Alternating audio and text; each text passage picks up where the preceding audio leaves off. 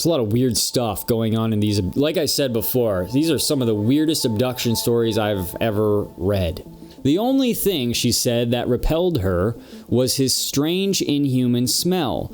She looked deep into his eyes and said, "Why me?" And the answer came telepathically, "Because we love you." Some female abductees do claim to have seen samples being taken from their boyfriends if they're abducted alongside with them, which is... Maybe it was quite literally the abduction of human beings for the purpose of bringing about a renewed age of Noah in the modern times. Okay, so a lot of people see orbs. What are orbs now? Are orbs spiritual entities? Because it seems like orbs are connected to these aliens, connected to these abductions. This is another common thread that we're seeing through all of these pretty much. Stolen from the voicemail box of a stripper who recently passed the bar exam and fact-checked by a man in a rented tuxedo who keeps referring to the moon as corporate property. Welcome to 21st century dystopian, the only secret society on the entire planet that keeps the society a secret from itself.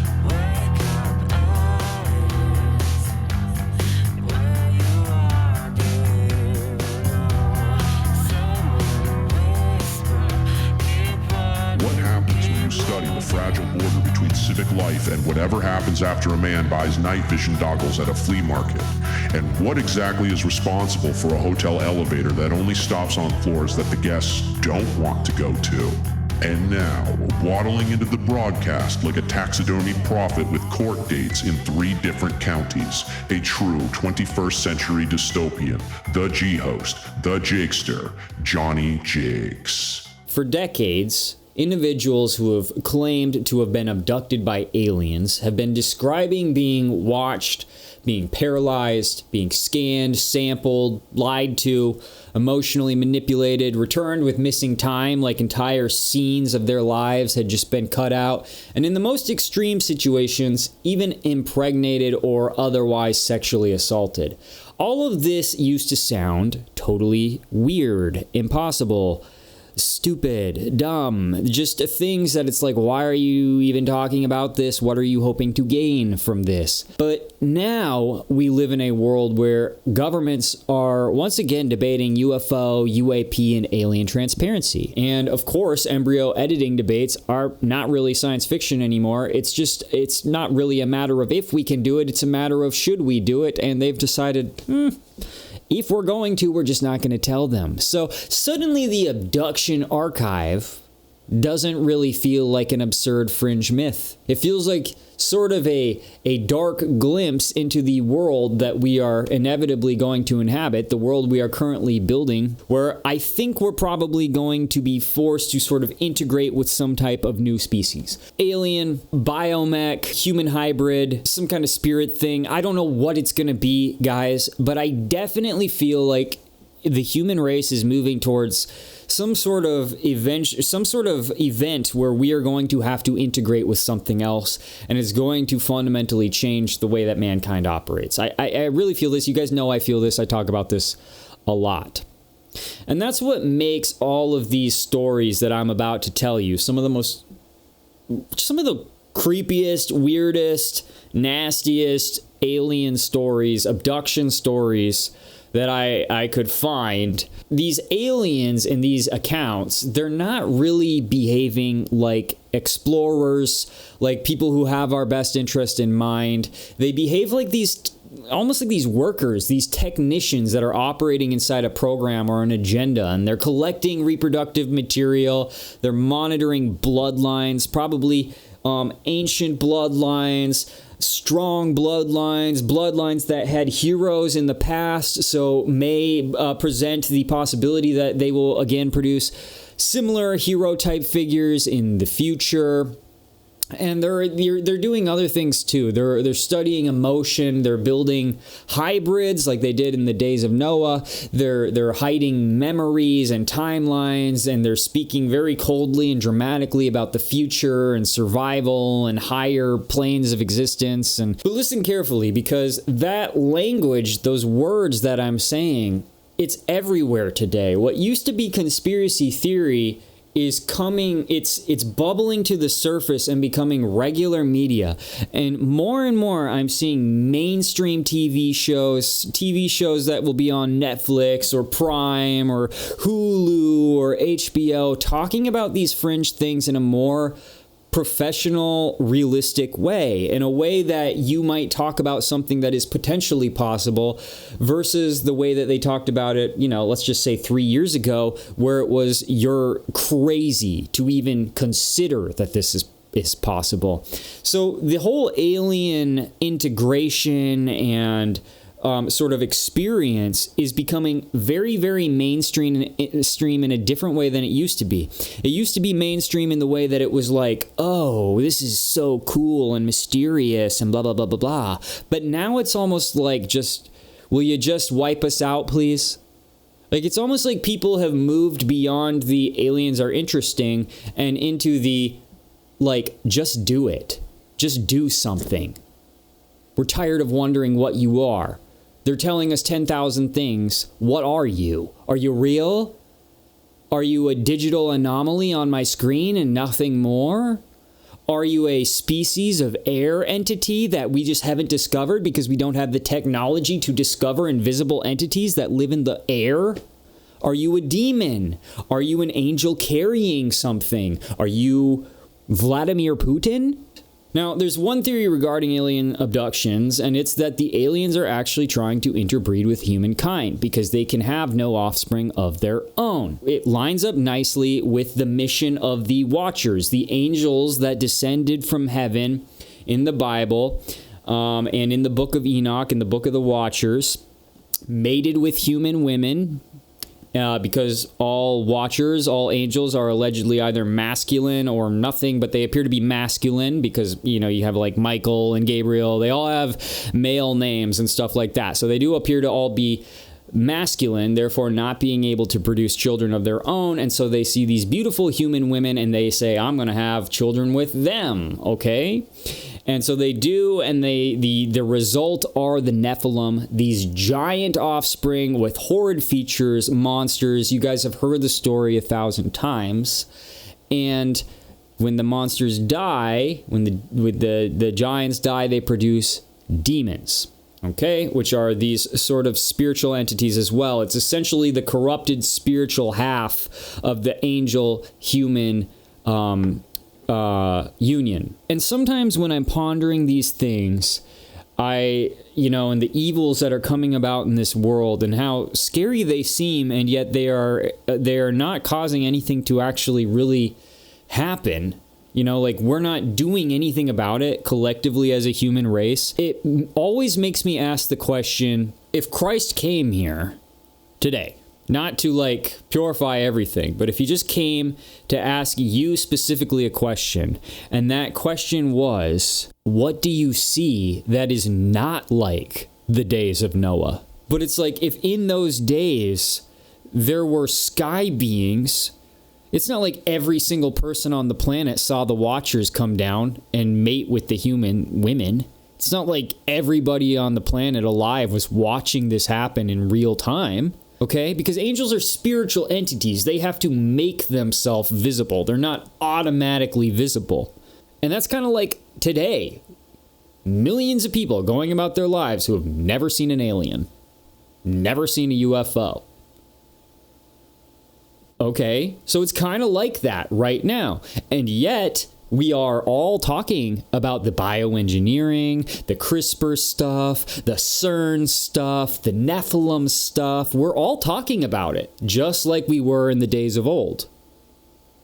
We're all doing our sins, terrible, terrible sins, including cannibalism, pedophilia, murder for no reason, just on the trains, on the buses, in the streets, in the preschools, everywhere. Human sacrifice, assassinations, human hybridization projects. But one of the scariest details of the signs of Noah, to me and to a lot of people who study these things, are, of course, the Watchers and the Nephilim and how they interact with humanity. And so without further ado, let's get into some of these alien abduction stories that reminded me of that story from antiquity, when angels came to earth to, or at least appeared to man upon a mountain, to take their women in order to experiment with them, have sex with them, and mess around with them. Sounds a lot like what aliens do in abductions, right? In 1979, Tracy Knapp, a 21-year-old musician, was driving from Los Angeles to Las Vegas with two girlfriends when they saw a light swooping down at them from the sky.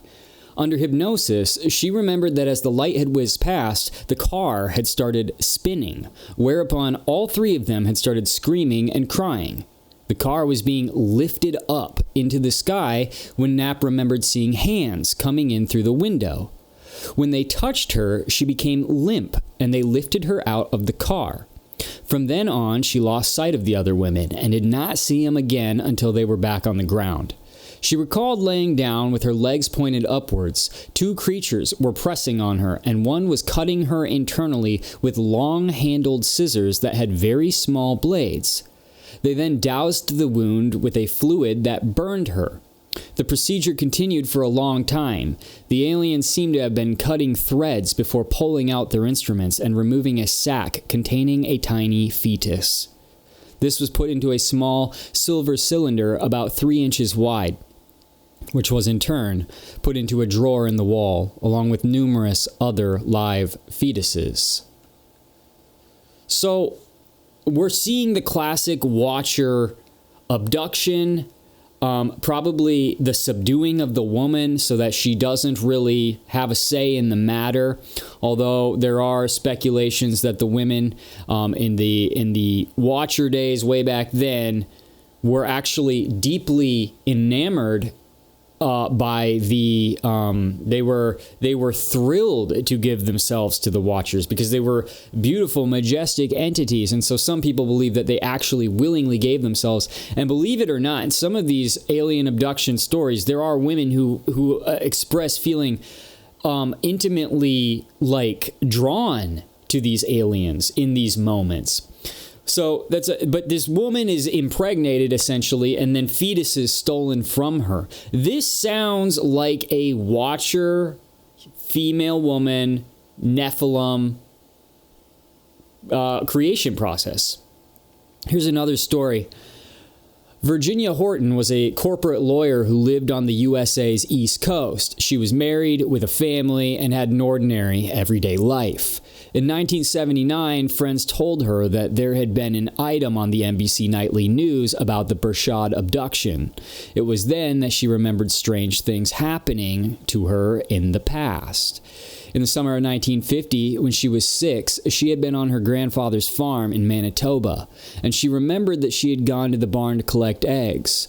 The next thing she remembered was that she had been in the yard again. She had felt an itch on the back of her calf and had pulled up the leg of her jeans to see what was causing it. Was it a tick with alpha-gal syndrome or perhaps Lyme disease? No, it turned out to be a neat surgical wound, as if it had been cut with a scalpel. But there was no hole in her jeans, and she did not understand how it could have happened. She now asked her mother about the incident, but did not remember it. However, she did recall another strange event that occurred when Horton was 16. They had been holidaying in France and were having a picnic in the countryside when Horton and her brother had gone off to explore a nearby forest.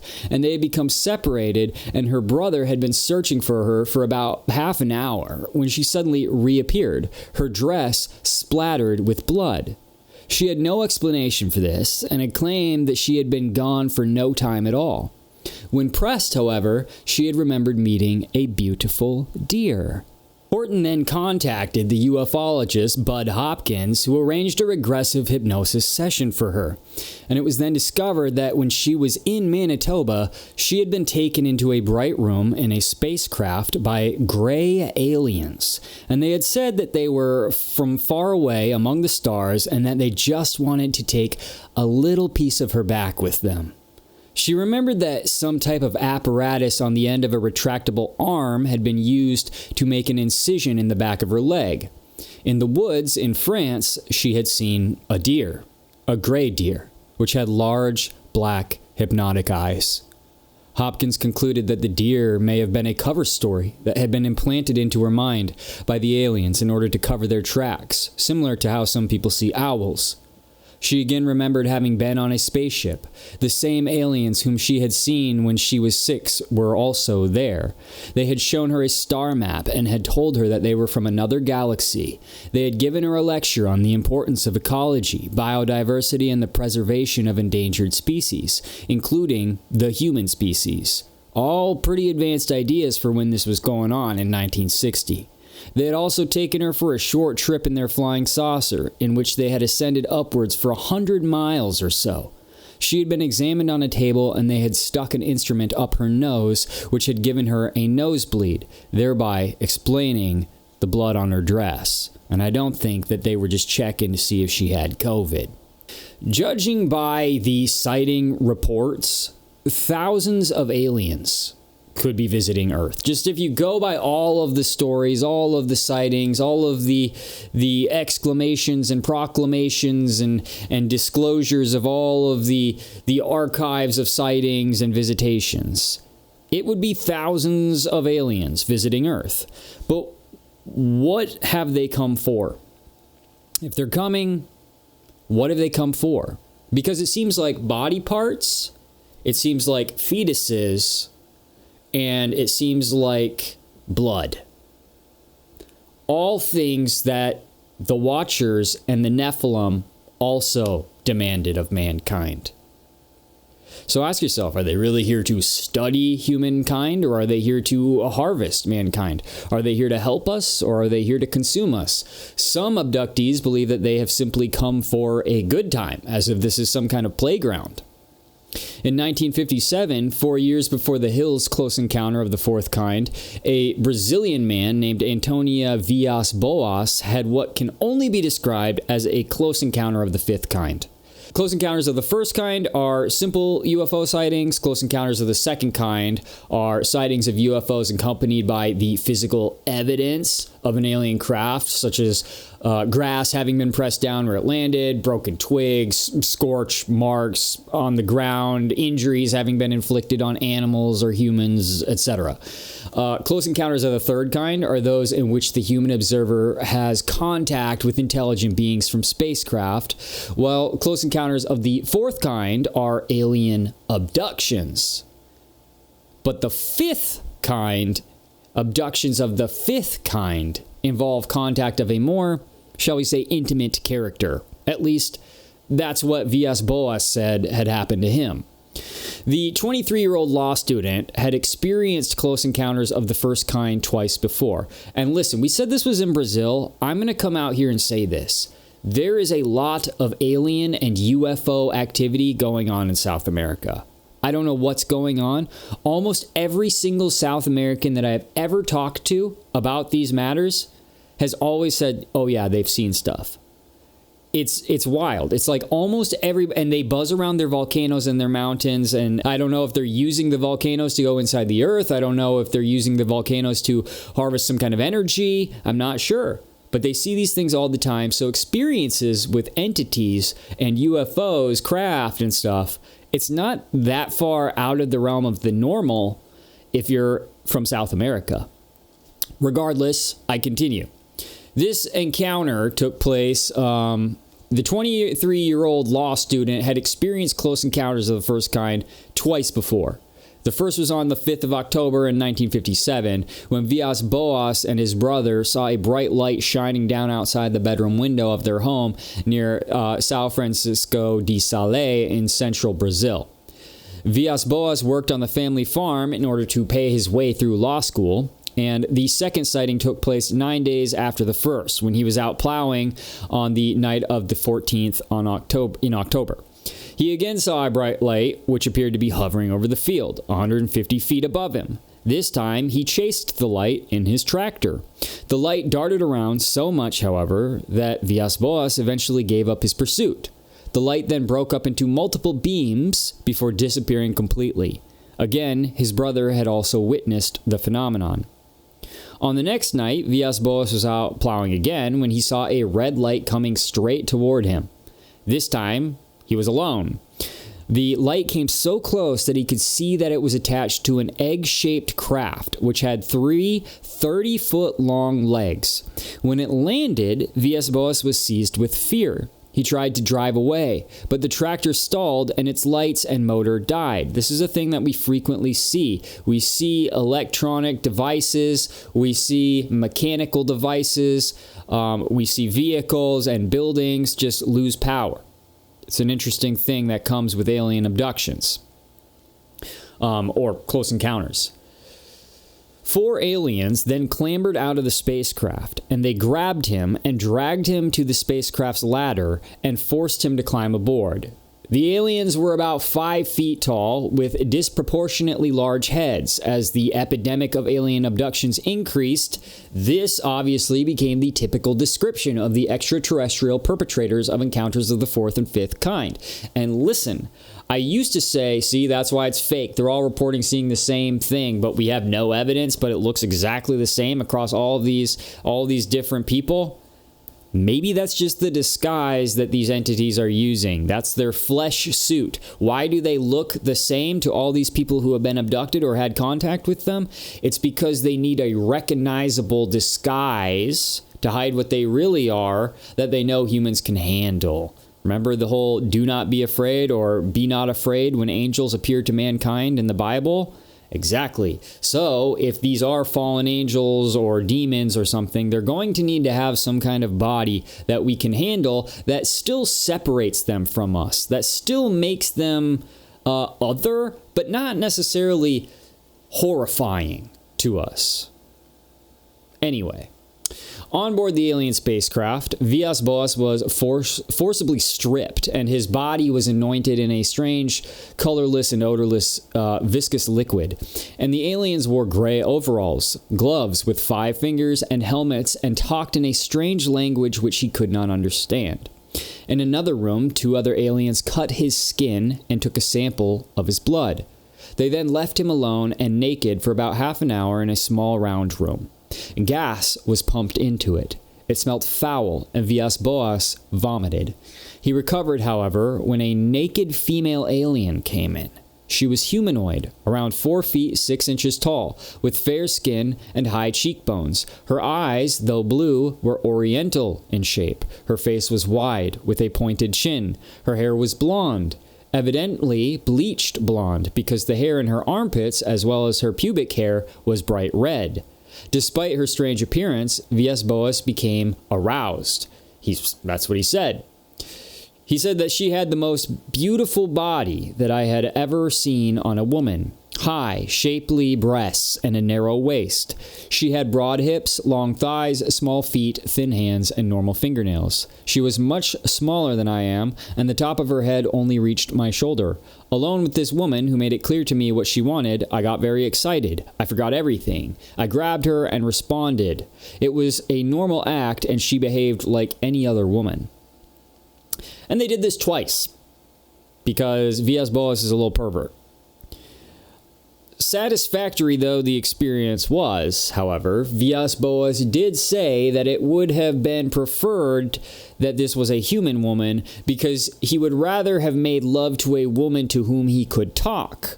She did not know how to kiss either, he said, but he imagined that her playful bites on his chin amounted to about the same thing. Maybe she was just avoiding his vomit-tainted breath.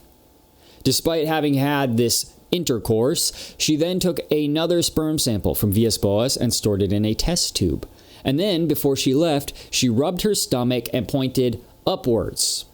Villas-Boas interpreted this to mean that she was going to have his baby, which would be raised somewhere in the skies.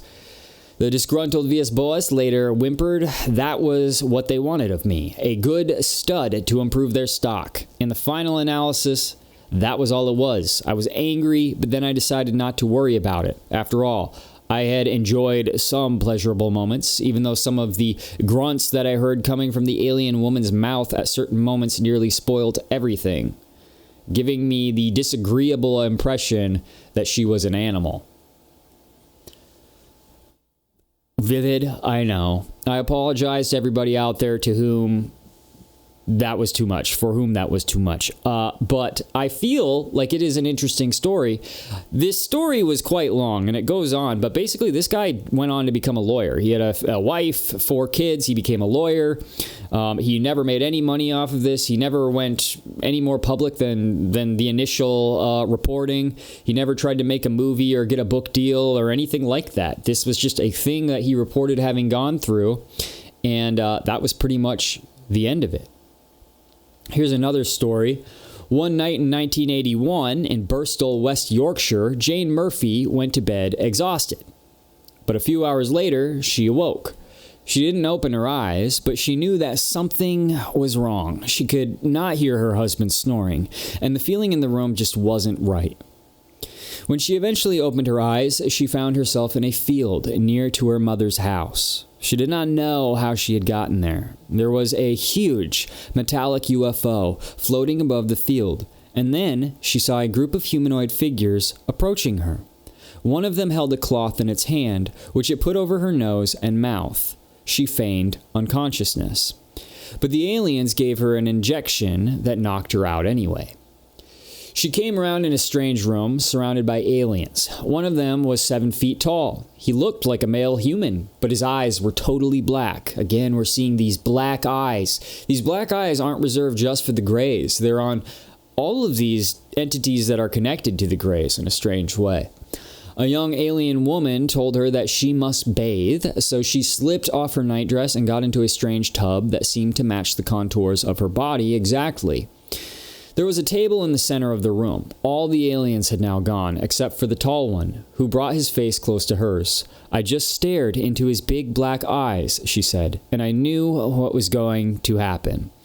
She's unsure of whether he took her by force or seduced her. She was completely mesmerized by his eyes and did not resist. She said, strangely enough, there was no movement, and she didn't appear to actually be feeling anything physically, but emotionally and spiritually, she said she was feeling the greatest feeling that she had ever felt.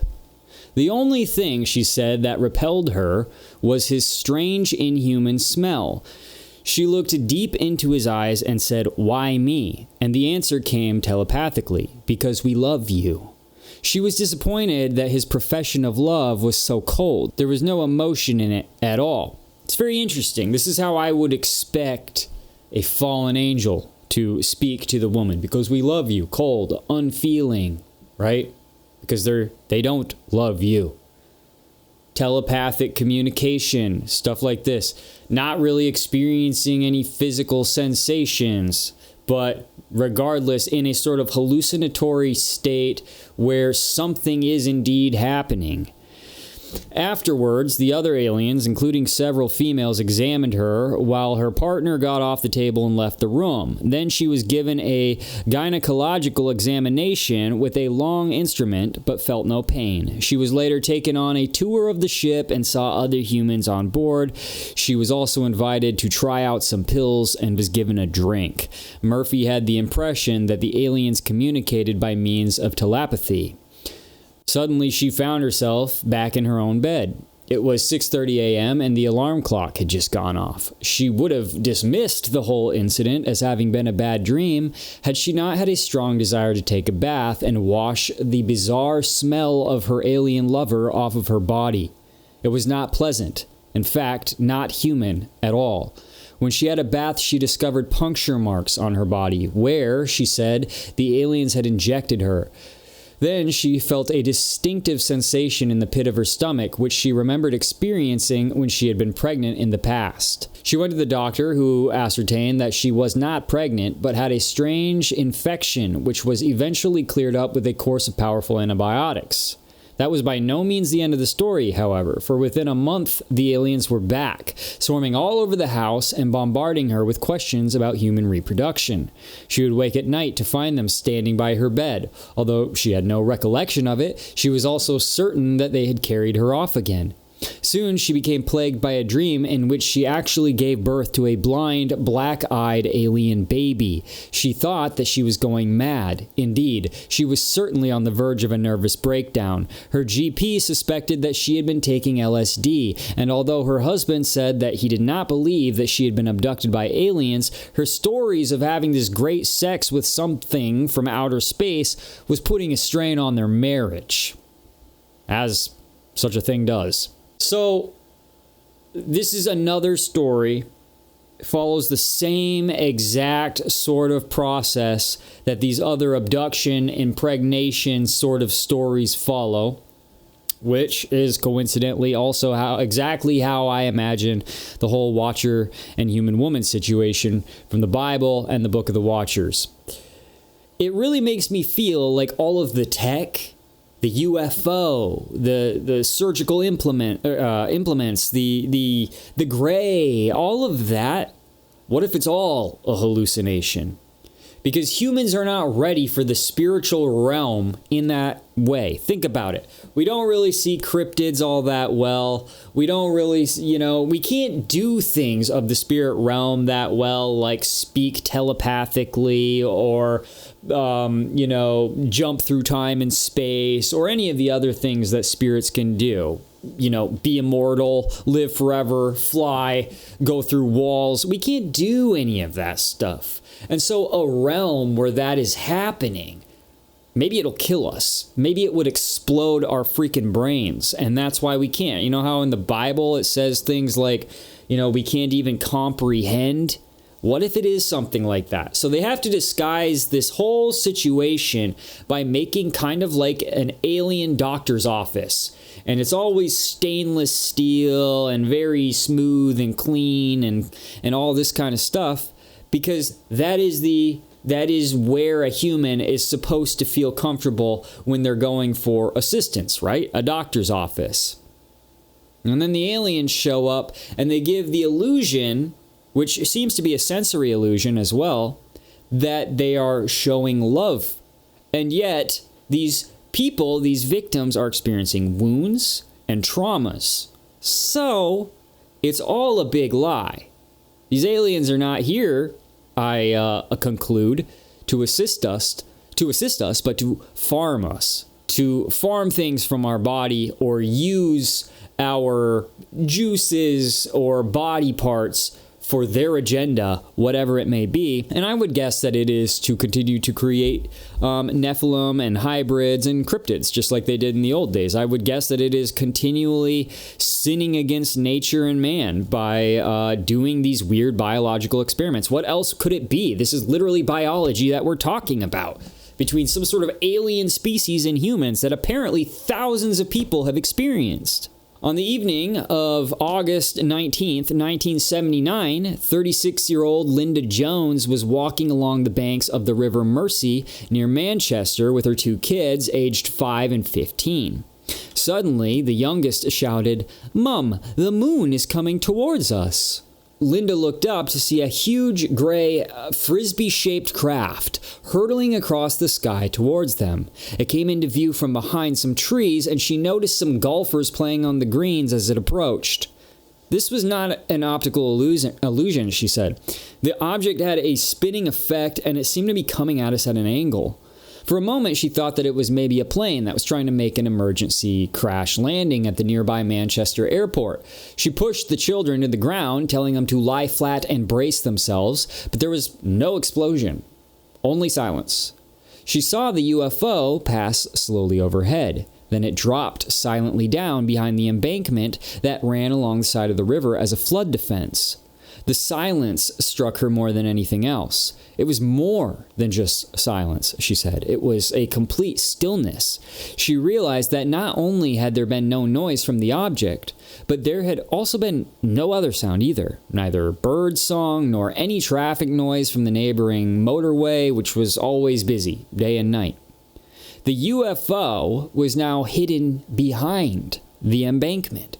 She wondered whether it had crashed and had then caught fire, or what was going on, so she ran up to the top of the embankment to take a look. Jones knew nothing really about UFOs, and what she saw amazed her. It was a crescent-shaped craft, maybe 60 feet across, and made from a fine network of metal. It looked so old-fashioned, she said. It really did look like something out of the Bible. The UFO hovered about 2 feet above the ground and seemed to be constantly disappearing and reappearing. A light was somehow suspended from the underside of the craft. She was drawn towards it, and as she approached, it became brighter. Then, an orange ball of light appeared from the far side of the object.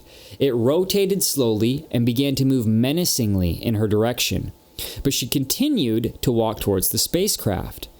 Now it gives me the shivers, she recalled. Suddenly, her daughter screamed out, "Mom, come back, come back." The child's voice caused her to snap out of her trance, and she simultaneously had a terrible premonition that it was Judgment Day. So this craft looks like something from the Bible, and once again, she's put into a trance, which displays how this is a unique experience for each person independently. This is a hallucination so that they can capture you. It's not real. It's a hallucination so they can pull you in to their abduction. They can pull you into their possession, if you will, similar to a demonic possession, where they can then manipulate you. Obviously, this is possible. We see this throughout the Bible. Jesus had to rescue people from this kind of situation. And this is a common thread that we continue to see. She also assumes it's Judgment Day. She's not getting a good vibe. Jones grabbed her children by the hand, turned on her heels, and ran. Her 5-year-old son was too small to keep up, so she swept him up into her arms and continued to flee. The spacecraft followed them, and her terrified daughter looked back at it. "Don't look back, just run," shouted Jones. The ground seemed to undulate beneath them. It was the strangest sight that she had ever seen, she said, but they kept on running until they got home. When they burst through the front door, Joan's husband Trevor was home. He asked what the matter was with her eyes. When she looked in the mirror, the skin beneath them was red and scaly. The fact that Trevor was home at all was even more peculiar, because he usually worked until 10 p.m. and didn't get home until past. Jones had seen the UFO at around 9 p.m., and the journey home would have taken only 10 minutes at walking pace. She had therefore lost nearly an hour of time. Jones said that she had got the impression that the UFO had made time slow down. Afterwards, she found that her menstrual cycle had been disrupted and that there were marks on her body. 18 months later, Jones underwent regressive hypnotism. Just before she had turned to run, she recalled seeing an alien emerge from the UFO. She then had the feeling of floating before finding herself in a dark room with 6 small creatures of Oriental appearance. This is the second time now we're seeing this Oriental appearance, which is interesting. They had slanting eyes, dark hair, and yellow or olive skins. She had the feeling that she had seen one of them before. They laid her on a table and examined her. Bright lights were shown into her eyes, but the exact details of the examination were wiped from her mind. Some weeks after the incident, Jones noticed a waxy discharge, and her doctor told her that she had a miscarriage, although she protested that she had not been pregnant. She was then sent to a hospital to see a specialist who found scar tissue on her fallopian tubes of the type caused by an ectopic pregnancy. That is, when a fertilized egg develops in the fallopian tube rather than in the womb. At first, she could not account for this, but then she remembered another strange incident that had occurred one day in 1972 when she was out with Trevor. She had not seen a UFO on that occasion, but when they pieced the events of the day together, they seemed to have lost 6 hours of missing time. Okay, so there's a couple things going through my mind here. One is we're seeing the same common threads, looks very much like a watcher human-woman relationship. We're seeing her distinctly describe Asian features on these aliens, and that brings me to an idea that I've been pondering lately, and that's what if humans have discovered how to cloak themselves as other species? It would not surprise me whatsoever. I mean, we're manipulating bugs and animals and remotely controlling them and cloning them and doing all sorts of bioexperimentation and also converting animals into hybrids using machinery and humans as well, for that matter, if you consider Neuralink, that kind of thing. And it's only going to get worse and worse and worse. Don't even factor in the nanobots and the vaccines that are manipulating DNA and all that kind of stuff. You guys know what I'm talking about. What if humans have discovered how to literally make themselves look different in some situations? And what she saw, maybe she was abducted by an enemy nation state, like China. I don't know, I'm just saying. And though they looked somewhat human with Asian features, they didn't really look human, did they? No, they looked like aliens with Asian features. That's interesting to me. Because if it's an angel or if it's a demon, is it just getting it wrong after all of this time? I thought it was pretty easy for angels to turn into the forms of humans or the forms of whatever they wanted to. So why all of a sudden the Asian features on a gray alien or whatever? It's kind of weird, right? And something to think about.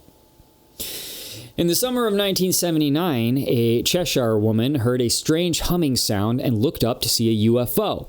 Soon afterwards, she unexpectedly became pregnant. The pregnancy sparked a series of bizarre dreams in which she gave birth to an incredibly ugly but frighteningly intelligent child. In the terminology of ufology, this type of child is known as a wise baby. These dreams scared her so much that when she miscarried 3 months into the pregnancy, she was actually profoundly relieved. But that was not the end of the story. 5 years after her original sighting, she was awoken during the night by the same humming sound she heard before. And she then saw a tall, blonde female with blue eyes in her bedroom, who effortlessly floated her out of the bedroom window. She had little further memory of the incident and did not undergo regressive hypnosis. However, she did know that she had been examined and also had the sneaking feeling that something very important had happened to her. 3 years later, she was again awoken during the night by what she believed was the hand of a 3-year-old child holding her own. She cried out, and her husband switched on the light. As he did so, a ball of light flew out of the bedroom. Okay, so a lot of people see orbs. What are orbs now? Are orbs spiritual entities? Because it seems like orbs are connected to these aliens, connected to these abductions. This is another common thread that we're seeing through all of these pretty much. Orbs might quite literally be a spiritual entity in of themselves, prepared to transform or manifest or move right along into invisibility. There's an interesting connection there that I haven't fully explored that maybe somebody else has. In 1988, Barbara Archer was a 21-year-old university student who was studying to become a journalist when she became plagued by feelings of fear and anxiety. She began to experience these strange flashbacks of bizarre events in her life, of which she really had no real memory, so she therefore sought professional advice. Under hypnosis, she recalled an experience that had happened to her when she was 16.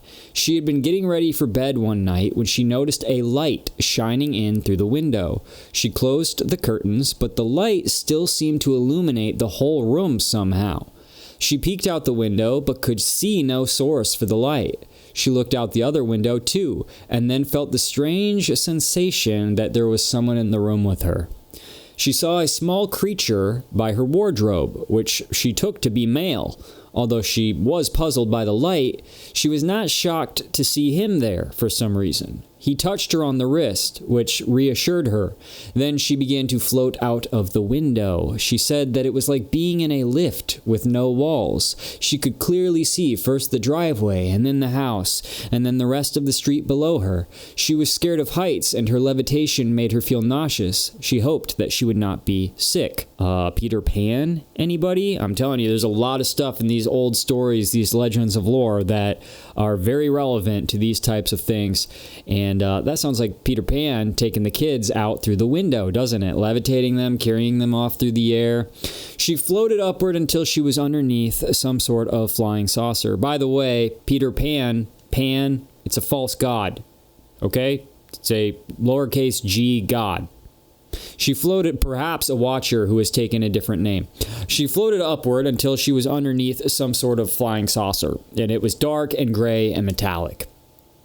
And then she noticed that the light that she had seen was coming out of this UFO. The alien whom she had noticed in her bedroom was still with her, and now more were waiting inside that she could see. She also recalled having been abducted when she was 12, and that time she had found herself in a room containing 40 or 50 tables. After she had been subjected to physical examination, a tall alien had come over to her and had looked deep into her mind. This made her feel happy, and she lay back and relaxed. She did not feel sick, just a little strange. She was scared of the smaller aliens, but she liked the taller one and thought that maybe he liked her too. She remembered that she had also been abducted at the age of 16 when she was suffering from anorexia, which had annoyed the aliens because she had stopped menstruating. When she was 21, Archer went on holiday to Ireland, from where she was yet again abducted. This time the aliens had become cross with her because she had not taken off her clothes quickly enough. Later, she had been taken to a nursery on board the spacecraft, where there were about 20 babies in cribs. Some were in nappies, others were slightly older and were dressed in simple smocks. They all looked rather odd because they did not have much hair and because their skin was an unnatural gray color. Clones?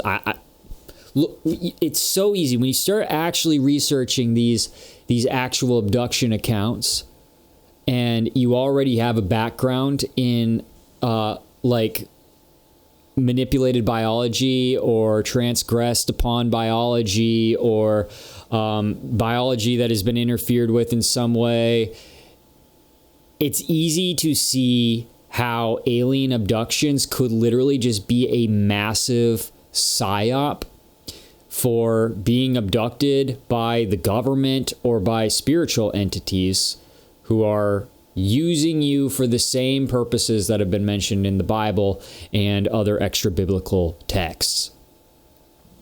Now, the aliens had told her that she could hold one of these babies and had picked out a baby girl for her. The child had big eyes, which were shaped like an alien's, but were not as ugly. Wonder if they were black. Archer remembered feeling very protective and maternal of this baby. The alien nurse had then told her to feed it, and she had obediently put the baby to her breast.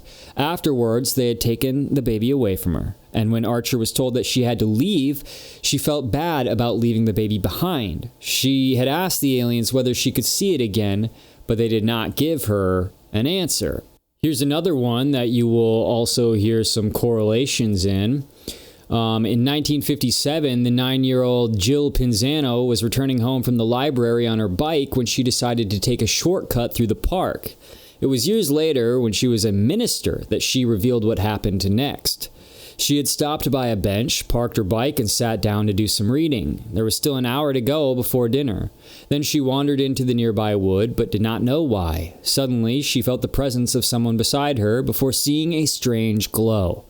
She walked towards it and found herself standing under something, and she noticed a ladder and climbed up into an alien spacecraft, where she was stripped and examined. When she returned to the park bench, it was already dark. Scared, she put her books in the basket, into her bike, and set off for home. It was late and her parents were frantic. They had already called the police, who were out looking for her, but when she arrived at her house, her parents were so relieved that they were not even angry with her. She was 11 when she was abducted, the aliens being particularly interested in the scab on her knee, the result of falling off of her bike. A tall alien stared into her eyes. Yet again, this tall alien. There seems to be a tall one that's frequently accompanied by small ones. I wonder what that's all about. But this tall alien stared into her eyes, and she found this very reassuring.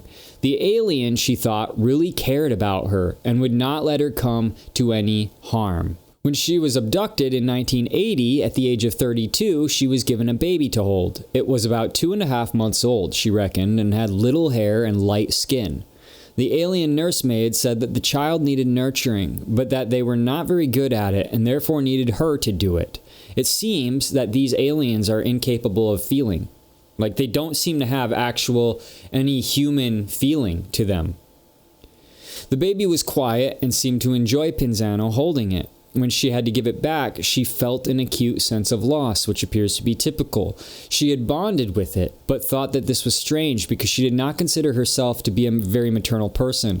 She had only ever wanted one child, which indeed she had, back on Earth. This is interesting too because we're seeing that the women are bonding with the alien babies. They're bonding with the half human, half alien babies. They are frequently describing these babies as not being human. There's something, the uncanny valley is triggered. There's something not human about them. They're kind of ugly. They don't have the same eyes. They don't have the same skin. They're hybrids. And yet the human women are feeling this urge to protect them and keep them. These maternal instincts are kicking in for this hybrid entity. That's very peculiar. And it makes you wonder if there's some kind of some sort of chemical drawing to these creatures, or if it's kind of a spell, if it is yet another angelic magic or something like that. Lynn Miller, who was a Mennonite woman who worked as a waitress, had been the victim of numerous inexplicable events for all of her life. But things began to make sense in 1986 when she was 31. She was driving to Cape May, New Jersey with her son when she saw a huge UFO hovering above the road near Tuckahoe. She stopped the car and was promptly abducted. Now, before we keep going, I assume that all stories are true until proven false. You know, all of these stories are coming out of books. These aren't coming from Reddit accounts or anything like that. These are all coming from books that were written a long time ago. And so I'm assuming that these stories are true. But going back, to the story here, it says that this is a Mennonite woman. Now it's talking about her driving cars and being a waitress. I spent about 3 years living in a Mennonite community when I was younger. And Mennonites, they can only drive black cars, at least according to, the group that I was in. But they can't... they don't necessarily go and work at other businesses. They're a closed community. They are very tight knit. They don't work for the world. They don't do that kind of stuff. They're usually self-reliant and kind of they're a community. They're set apart from the rest of society, kind of. So I'm assuming that either this Mennonite woman is not in a strict Mennonite community or she is like an ex-Mennonite. Okay. That being said, I just wanted to touch base on that. But moving on, she was promptly abducted when she exited her car. Now, separated from her son, she was forced to strip and climb onto an examination table. A tall alien then looked into her eyes and placed his hands on her head. She felt an overwhelming surge of love for him. There was a strong sexual element to this, a feeling of pleasure. Then the alien conducted a gynecological examination on her. The aliens next poked a long needle into her womb through her navel. It hurt, but the aliens put their hands on her head, which took the pain away. The aliens told her that they were implanting something in her, but did not say what. Sometime later, she was abducted again, and this time, a long black instrument that looked like a speculum was pushed into her to dilate her. It had a suction cup on it and was attached to some sort of machine. She felt a tearing sensation inside her and complained to the tall alien who was performing the operation that they were hurting her, but they continued anyway. The tall alien then pulled something out of her and put it into a fluid-filled container that was handed to him by one of the smaller creatures. They showed it to her, and she recognized it as being a fetus. The tall alien told her that it was her child and that they were going to raise it. She protested that they had no right to do so, but the alien took no notice and placed the fetus into an incubator before telling her to get dressed. The aliens also took her into another room where they showed her a chart and told her to memorize the names inscribed on it. Miller was puzzled by this, but an alien told her that it would help them. When she wondered why they needed help, the alien explained that there was a war and she needed to know these names. Although she looked at the chart, she made no active effort to remember the information on it. However, the alien moved close to her and she got the impression that he was telepathically storing the names in her memory. The next thing that she remembered was that she was again on Earth, miles from where she had stopped in a different part of New Jersey that she didn't even recognize. She got back into her car and drove home. 2 hours were missing from her memory of events. So they teleported her car and her kid, I guess, too. But this story doesn't really conclude with what happened to her kids, so hope everything was going fine. She additionally recalled having been abducted when she was 6. Now, being a Mennonite, she was not allowed to have vaccinations and consequently came down with a disease. And for religious reasons, too, her mother would not permit her to be taken to hospital. So the doctor visited her every day, but there was very little that he could do. Miller's condition deteriorated steadily for 2 weeks until it reached the point at which the doctor did not expect her to survive the night. But the next morning, her mother discovered her playing happily on the floor. The doctor was called and found that her temperature had returned to normal and that the symptoms of diphtheria had vanished. During the night, Miller remembered she had been abducted by aliens, and they had told her that they had come to cure her. They wound a tube around her body and made her stand in a strange machine. The aliens then sat around her in chairs and watched as a curtain of blue light descended from the top of the machine. Afterwards, she was told that she had been cleansed. The disease was certainly gone, and although the doctor ordered her back to bed for another week, it was a struggle to keep her there. All she could think about was getting up and playing. James Ostino was a student at Temple University in Philadelphia when he came to the conclusion that the strange events that had plagued him throughout his life might be due to alien abduction. Fortunately for Ostino, the distinguished ufologist David Jacobs was also working at Temple University, where he was conducting research into the alien abduction phenomenon. So Ostino underwent regressive hypnosis with Jacobs. He remembered that in 1980, when he was 14, he had been with his girlfriend Monique when the aliens came to get him. Monique was switched off, he said, and Ostino alone was taken. He next remembered lying on a table which had a bright light above it. An alien pulled it down over his groin area before starting to fumble around. Ostino found this a bit embarrassing, but something in his mind kept telling him that it was all right. The alien seemed to be showing his genitals to a colleague. Ostino asked what was happening, and the alien then put his face close to his and implanted his mind an image of the naked Monique. He got an erection, whereupon they attached him to a machine and took a sample of his man juice. In this case, there was no witness to this procedure, but some female abductees do claim to have seen samples being taken from their boyfriends if they're abducted alongside with them, which is... Next, Ostino was shown what his man juice would be used for. The aliens took him to a room that was full of incubators, which looked like fish tanks with tubes coming out of them and were illuminated by a strange blue light. There were 60 or 70 of them. He was allowed to inspect them more closely and saw that there were fetuses inside. They looked like little bald hamsters with black eyes. The fetuses floated in a liquid that gurgled and bubbled, and they had wires attached to them. As far as he could tell, they were human fetuses, but their eyes were very different. He was abducted again when he was 21, when he was given a mind scan. Then, when he was 23, he was abducted for a third time and saw a young woman wearing a white smock who was helping the aliens. She took a dip in a large oval pool containing a luminous green liquid and urged him to join her. So we jumped in. The pool appeared to be about 5 feet deep. The aliens who were watching looked very pleased. The woman encouraged Ostino to lie back and relax. On doing so, he sank to the bottom, but found that he could still breathe. The woman then got out, whereupon he began to feel numb and almost blacked out. He therefore pushed himself up, and 2 aliens helped him get out of the pool. He observed that the liquid did not run off of his body like water. It was more viscous and had to be slopped off by hand.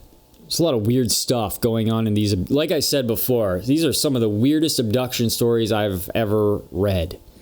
In 1989, oh wait, before we keep going, I want to say it's interesting how some of these abductees, they keep being abducted. What's up with that? Like, it's not like a one-time thing. It's like a 2 or 3, sometimes 4-time thing. it makes me wonder if only certain people can be abducted. And because only certain people can be abducted, maybe it's a faith thing. I don't know. They say that aliens flee at the sound of Jesus' name, right? So maybe it's a faith thing.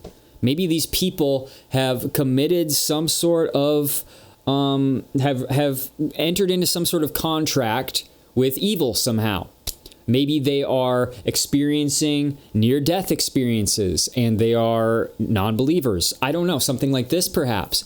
And so when they experience these things, they're these abductions, what they're actually experiencing is sort of a glimpse of death. That's an idea that I've been kind of kicking around. But why would the same person be being abducted multiple times? Multiple times? It doesn't really make sense to me unless these people who can be abducted are slim pickings and the first abduction perhaps weakens the individual to the point that they're easy to abduct multiple other times, maybe? In 1989, the 34-year-old alcohol rehabilitation counselor Andrew Garcia was abducted. After having his mind scanned, he was introduced to a 5-year-old girl who looked like his niece, only with big black eyes. She looked deep into his own eyes, which evoked all sorts of intense emotion in him. He wanted to hold the child and love her. She touched him, but then pulled back, which upset him. He did not want her to leave. The aliens who were watching did not understand this and studied his emotions intensely. A tall alien then stared into his eyes, whereupon Garcia calmed down. This is how it has to be, he was told. The alien said that he could see the child again another time. Now, when you place all of these cases side by side, the pattern becomes harder to dismiss, even if you remain skeptical about aliens. The deer that was not a deer, the child that was not fully human, all of the children who are not fully human, the pregnancies that vanished, the missing time, the surgical wounds without torn clothing, the loving words spoken without any actual feeling. These aren't random details. They all orbit one central fear. There are instances where a human being can be taken, entered into, edited, harvested, and returned, still alive and still functioning, but no longer fully sovereign over the story that is written inside of their body. And now, with all of the alien abduction and the high tech from Palantir and Elon Musk and all of the AI and quantum and nanotech and bioengineering and the vaccines and the insects and animals that are cloned and manipulated to harm and kill us and be changed, it's all causing the fear of these stories to hit differently. Because we're already surrounded by systems that track our faces and predict our behavior and automate violence and treat our biology like a little game, like something to exploit. And perhaps that's why we're not as afraid of aliens like we used to be. Because our government is doing all of this stuff to us already.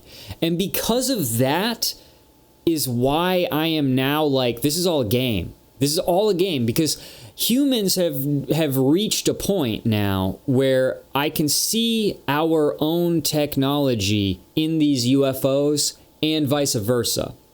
And I can hear our own technology being talked about in these abduction stories, and it makes me feel like this is a propaganda scheme.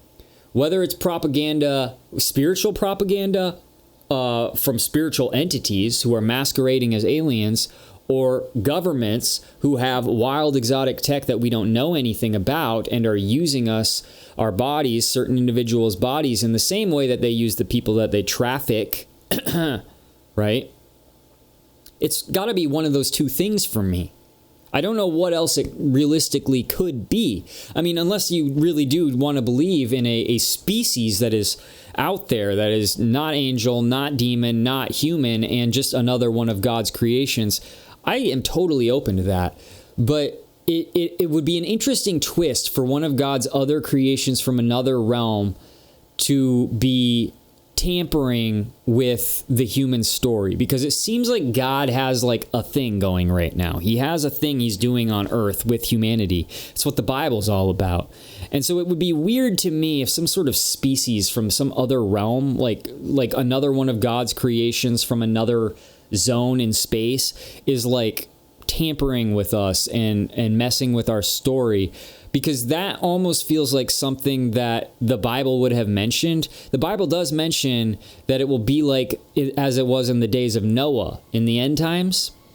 And so I'm kind of attributing all of these things to the things that we've already seen in the Bible, because I feel like that's what God has kind of said to do. Not invent some theory about something else that's coming from somewhere else. But that could be possible. There's nothing I'm saying that cancels that possibility out. So maybe the real horror of alien abduction was never just that people claim to be taken, but that horror, it was that they came back describing something that is so very recognizable in a horrifying way. A future where love is simulated and fake, and there's these weird overlords who aren't who they say they are. So even the disclosure would probably just reveal another disguise. It's a species that considers consent something that they don't need to have. They erase your memories. This is horrifying as well, because by doing that, they erase your timeline. Reproduction isn't considered sacred to them. It's sort of a fun little experiment, a sort of game. Unless they have some sort of mission, it is something that is to be managed, and the body becomes kind of a contested territory between humanity and this entity. It's like, some people, it would appear, these people who are prone for abduction, prone to be abducted, they have to be careful when they walk outside. Like, what is it like? They have to be careful when they get in a car? I mean, if somebody's been abducted, do they go out and just be like, damn it, I hope this doesn't happen again. I better buckle my seatbelt super tight. Or like what? Like, you know what I mean? Like, what is it like for those people? But returning to these stories, whether these beings were extraterrestrial, psychological, demonic, military, or something that we still don't really have language for, the message, in my opinion, is the same. This war, this spiritual war, is not just waging in the sky, okay? It is in the nervous system, the brains of people. It is in the womb. It is in the blood. It is in the archive of our memories itself. And if the modern world keeps happily marching us toward the same alien architecture that we see in our nightmares and that we read about in these biblical texts, then maybe the abduction phenomenon was never just some kind of weird fringe mystery situation of people on crack. Maybe it was quite literally the abduction of human beings for the purpose of bringing about a renewed age of Noah in the modern times. Something to think about. Anyway, thanks for watching. The life is in the blood.